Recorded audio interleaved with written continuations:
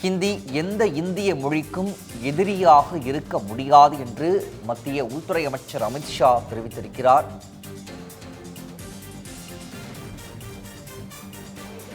டெல்லியில் நடைபெற்ற அலுவல் மொழித்துறை நிகழ்ச்சியில் மத்திய உள்துறை அமைச்சர் அமித்ஷா பேசியிருக்கிறார். மேலும் தொடர்பான கூடுதல் விவரங்களை எமது செய்தியாளர் கவியரசன் வழங்க கேட்கலாம். கவியரசன், விவரங்கள். வணக்கம் பிரகாஷ். பொதுவாக தமிழ்நாட்டை பொறுத்த வரைக்கும் மொழி தொடர்பான பேச்சுக்களும் விவாதங்களும் அடிக்கடி நடைபெறும். அது மாதிரி சமீபத்தில் கூட மும்மொழி கொள்கை விவகாரத்திலையும் சரி, அதே போல தமிழுக்கு போதிய நிதி ஒதுக்கல அப்படிங்கிற மாதிரியான விஷயங்கள்லாம் எழுப்பப்பட்டன.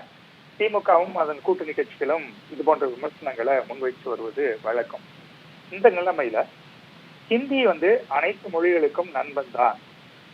ஹிந்தி எந்த ஒரு இந்திய மொழிக்கும் எதிரியாக இருக்க முடியாது அப்படின்னு உள்துறை அமைச்சர் அமித்ஷா அவர்கள் பேசியிருக்கிறாங்க.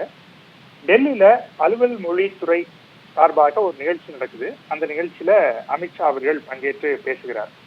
அப்ப இந்தியாவை பொறுத்த வரைக்கும் மொழி என்பது வெறும் தொடர்புக்கு மட்டுமல்ல, அதாவது அது கம்யூனிகேஷனுக்கு மட்டும் பயன்படக்கூடிய ஒரு விஷயம் இல்ல, இது தேசத்தின் ஆன்மா அப்படிங்கிற மாதிரி அவர் பேசியிருக்கிறார். மொழி என்பது இந்தியாவின் ஆன்மா அப்படின்னு அவர் குறிப்பிட்டிருக்கிறாரு.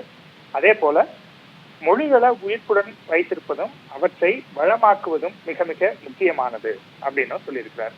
ஏன்னா நிறைய மொழிகள் காலப்போக்கில் அப்படியே காணாம போயிடும். அந்த மாதிரி நடக்காம இருக்கணும் அப்படின்னா அந்த மொழியை வளப்படுத்தணும், அதற்கான இலக்கியங்கள்லாம் வரணும். அப்பதான் அந்த மொழி எழுத்து வடிவிலும் பேச்சு வடிவிலும் இருக்க முடியும். அதைத்தான் அமித்ஷா அவர்கள் குறிப்பிட்டு பேசியிருக்கிறாங்க. அதே போல வரும் நாட்கள்ல அனைத்து இந்திய மொழிகளுக்கும், குறிப்பாக எல்லா அலுவல் மொழிக்கும் இது போன்ற முயற்சிகளை மேற்கொள்ளணும் அப்படின்னு இருக்காங்க. இந்தியாவை பொறுத்த வரைக்கும் 22 மொழிகள் அலுவல் மொழியா இருக்கு. அனைத்தையும் வளப்படுத்த வேண்டிய நடவடிக்கைகளை எடுக்கணும் அப்படின்னு சொல்லியிருக்கிறாங்க. எந்த மொழிக்கும் எதிர்ப்பு கிடையாது, எந்த வெளிநாட்டு மொழிக்கும் எதிர்ப்பு இருக்கக்கூடாது. இந்த இடத்துல நம்ம கவனிக்க வேண்டியிருக்கு. இந்தியாவுக்குள்ள பல மொழிகள் பேசப்படுது. அது மட்டும் இல்லாமல் வெளிநாட்டு மொழிக்கு கூட நம்ம எதிர்ப்பு தெரிவிக்க கூடாது அப்படின்னு சொல்லியிருக்கிறார். நமது மொழியை போற்ற வேண்டும், நம்ம மொழியை பேச வேண்டும், நம்ம மொழியில சிந்திக்கணும். இது ரொம்ப முக்கியமா குறிப்பிட்டு சொல்றாரு. சிந்தனை கூட நம்ம மொழியில தான் இருக்கணும்.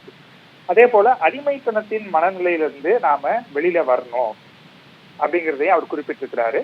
ஒருவர் தனது மொழியில பெருமை கொள்ளும் வரை, தனது மொழியில் தன்னை வெளிப்படுத்திக் கொள்ளாத வரை அடிமைத்தனத்தின் மனநிலையிலிருந்து விடுபட முடியாது அப்படின்னு அவர் திட்டவட்டமாக பேசி இருக்கிறாரு. சமீபத்துல கூட தமிழுக்கு போதிய நிதி ஒதுக்கல, பிற மொழிகளுக்கு தான் ஒதுக்குறாங்கன்ற விமர்சனம் திமுக முன்வைக்கப்பட்ட நிலையில எங்களை பொறுத்தவரை அனைத்து மொழிகளும் சமம், அனைத்தையும் ஒன்றாகவே பார்க்கிறோம், ஒரே நேர்கோட்டில் வைத்திருக்கிறோம், அனைத்து மொழிகளையும் வளப்படுத்தவே மத்திய அரசு விரும்புது அப்படிங்கிற விஷயத்த சொல்லியிருக்கிறாரு.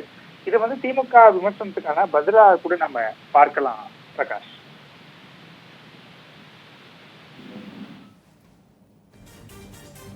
விவரங்களை வழங்கியமைக்கு நன்றி கவியரசன்.